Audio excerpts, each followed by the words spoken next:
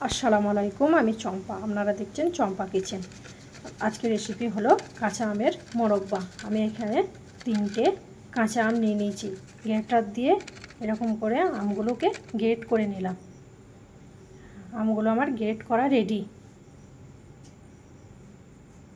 দিয়ে দিলাম 1 কাপ চিনি। চিনিটা আমি মিক্সিতে গুঁড়ো করে নিয়েছি।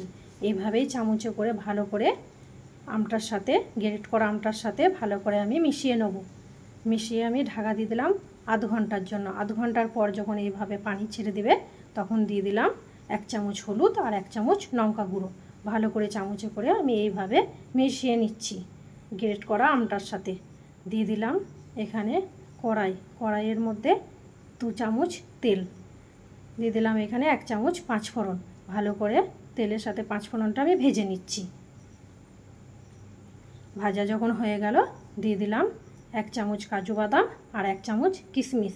ভালো করে নেড়ে ছেড়ে ওইটাকেও লাল করে নিলাম। গ্রেট করা আমটা ঢেলে দিলাম। 2-4 বার এইভাবে নেড়ে চেড়ে আমি ভেজে নিলাম। যখন ভাজার পর ওপর থেকে দিয়ে দিলাম স্বাদ মতন নুন।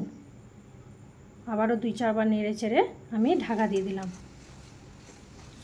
ঢাকা দেওয়ার পর যখন পানিটা মরে গেল এইভাবে আস্তে আস্তে আমি 10 মিনিট নেড়ে নিলাম। আমের মোরব্বাটা আমার রেডি করা হয়ে গেল। আজকের রেসিপি ছিল কাঁচা আমের মোরব্বা।